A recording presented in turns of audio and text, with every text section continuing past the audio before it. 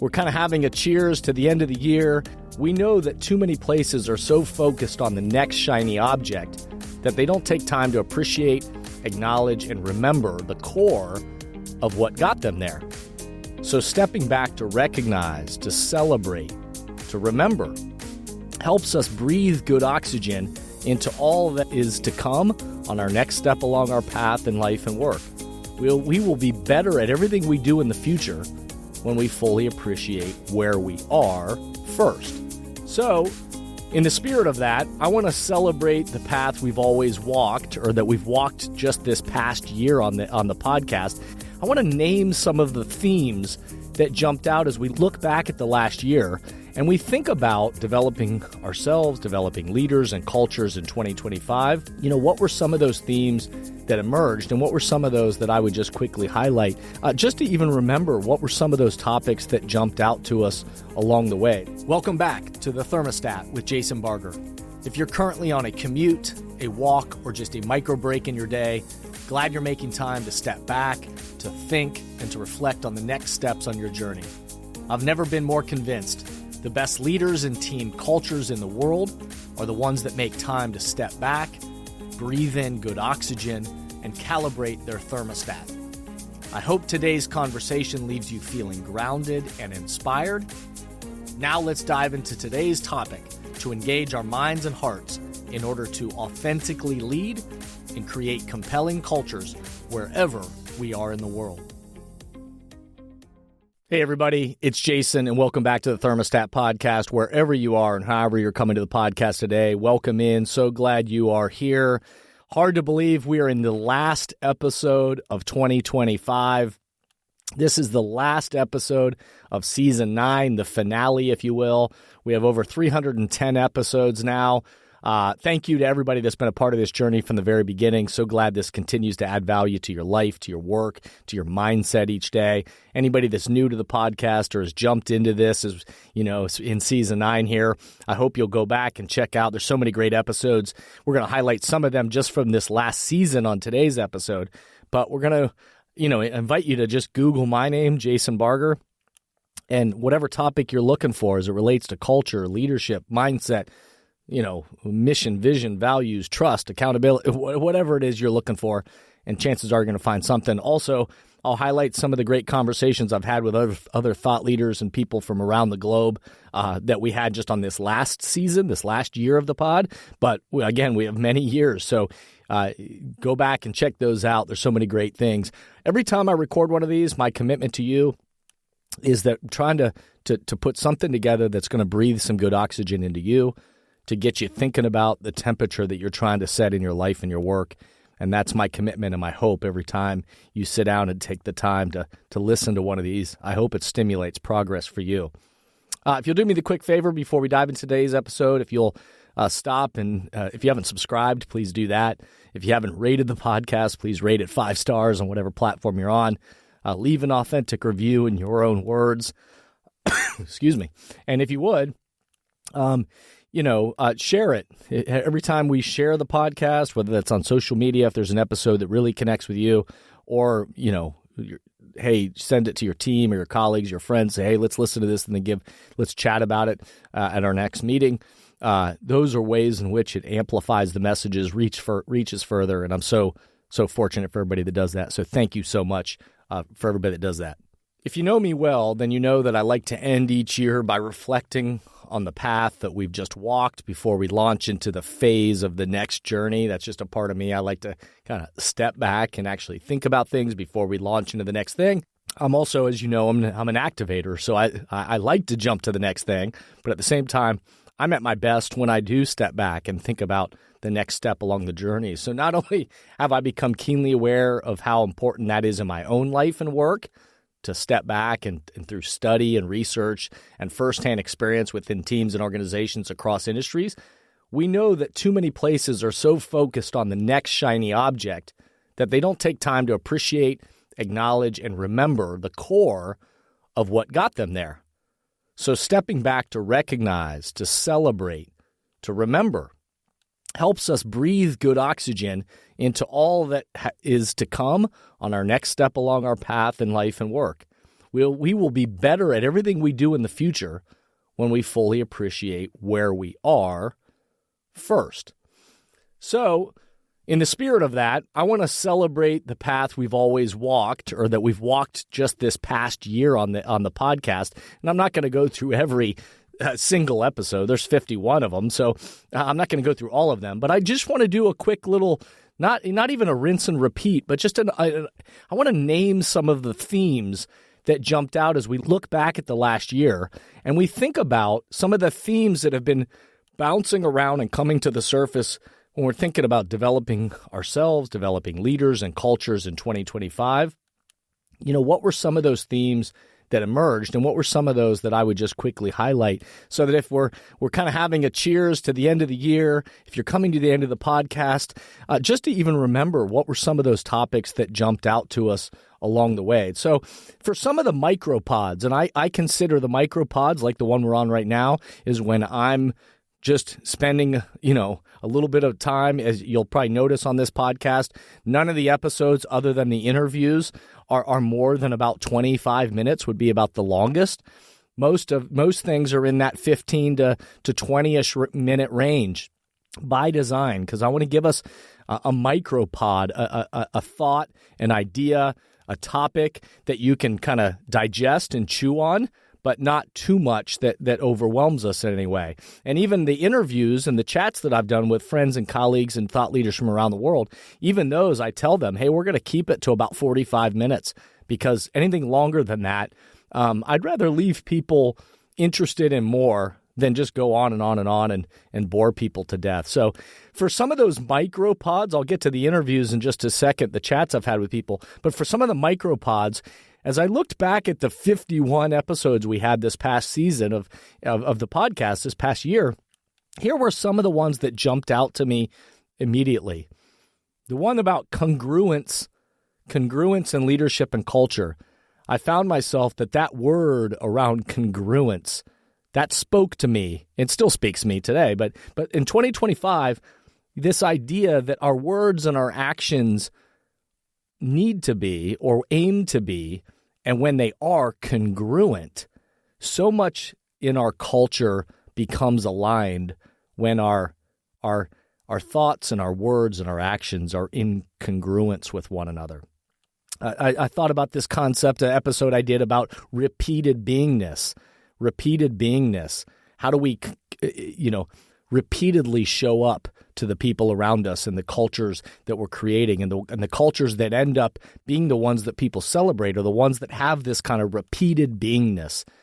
This idea of positive accountability, or redefining accountability, the reciprocal nature of accountability, that's a topic that continues to kind of has come to the surface in 2025. I see it with all my clients, every team and organization I'm with, but there's such an opportunity to redefine how we talk about accountability, and really, in my opinion, better understand the reciprocal nature of that. So if you didn't hear that episode, I invite you to go back and check it out. The cultural lessons from HubSpot, such an interesting takeaways from their story, their meteoric rise as a company, and things that we can all learn from. I think about the episode that I did about the global flourishing study. That's fascinating information that came out, 200,000 people from around the world that were involved in this, but trying to understand what are the characteristics of a human being right now in the world that's truly flourishing. And whereas I think the findings weren't revolutionary, they were very affirming for the things that we know about what's important to us as humans and critical to the cultures that we're trying to create. I think about the episode that I did about work-life rhythm, not work-life balance, but work-life rhythm. And that key distinction between the word rhythm and balance and how important that is in teams and organizations in the world today. I think about the episode that I did about what I called EAT leadership, EAT, EAT leadership, about empathy, accountability, and trust, and the role that all three of those characteristics are playing in the development of leaders and cultures right now in the world. Those are just a few of the micropods that jumped out to me. Again, there's way more, and I could go on and on and on and talk about all of them, but there was 52 episodes this year, so And again, over 310 episodes in total. So I hope you'll go back and even just kind of scroll through them and find the ones that might jump out to you and give them a listen again, because so many great ones in there. And I hope you'll share them again with people that you think a topic might resonate with somebody. Send it to them and say, hey, think about this. That's always a nice little gesture. As I think about some of my favorite conversations with guests this year, there were so many great ones. I think about the chat that I did with my friend James Clear, the author of the globally celebrated, just a massive hit, Atomic Habits. James is such a great dude, but also just our conversation around Atomic Habits was awesome. I think about my conversation with my friend Lisa Even about the ripple effect.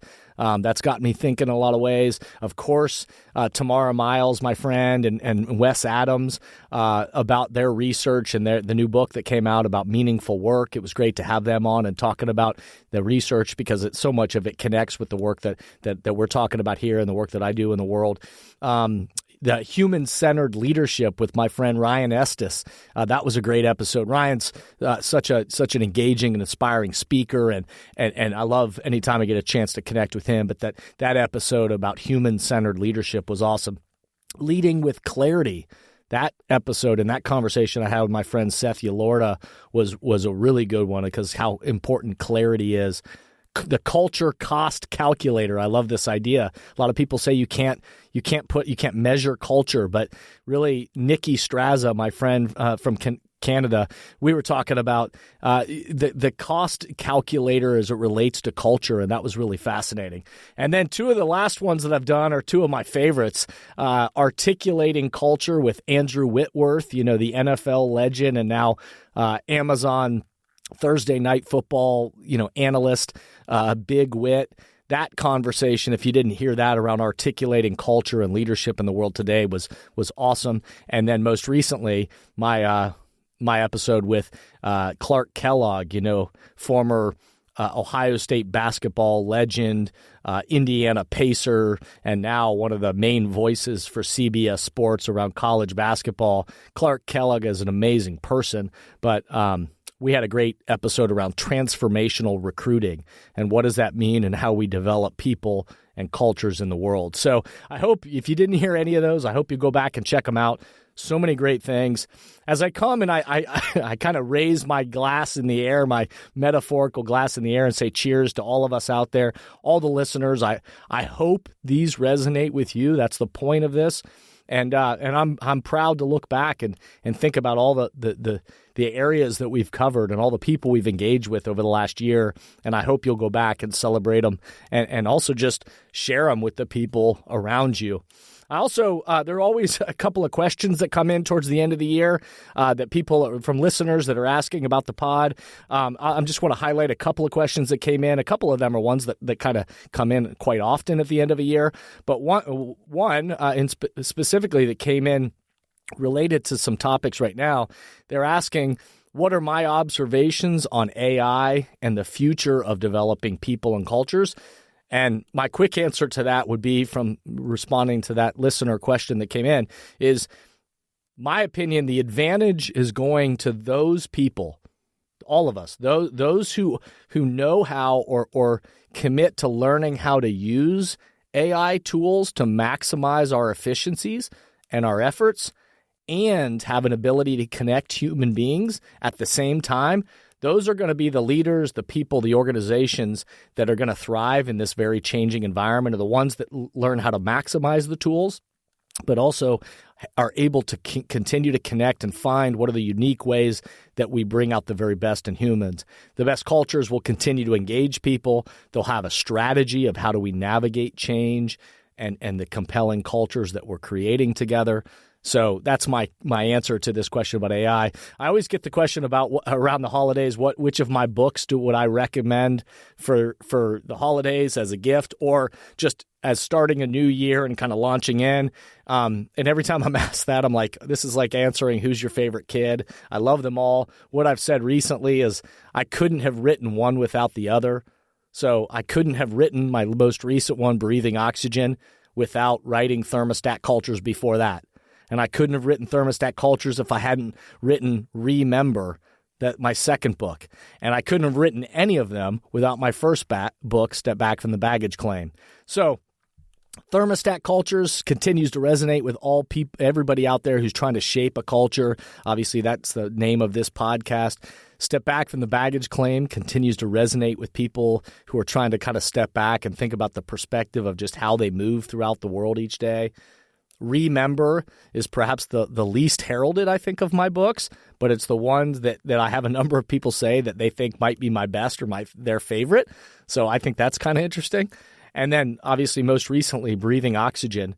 Anybody who's thinking about leadership mindsets and how do we kind of breathe oxygen into the cultures around us in the world that we're in right now, super relevant. So I hope that is helpful. I also get asked this at the end of a season, often on the podcast, is if I could only go back and listen to one episode, which would it be? Again, there's 51 from this past season, so not an easy thing to answer. I love all the micropods, again, that I named earlier, but I love seeing these kind of themes that emerged this year around redefining accountability, better understanding that work-life rhythm, the idea of like how important trust is right now. I love all the interviews that I've gotten to do. Again, I just listed off so many of them.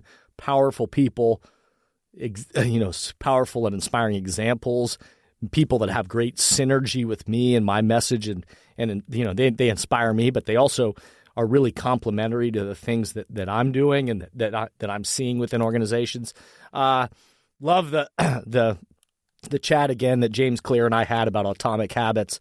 Love Andrew Whitworth and I, that conversation around articulating culture. Most recently, that Clark Kellogg one about transformational recruiting. I think every single one was awesome, but those kind of jumped to the surface for me, maybe because they're most recent, but they're all great. So go back and check them all out.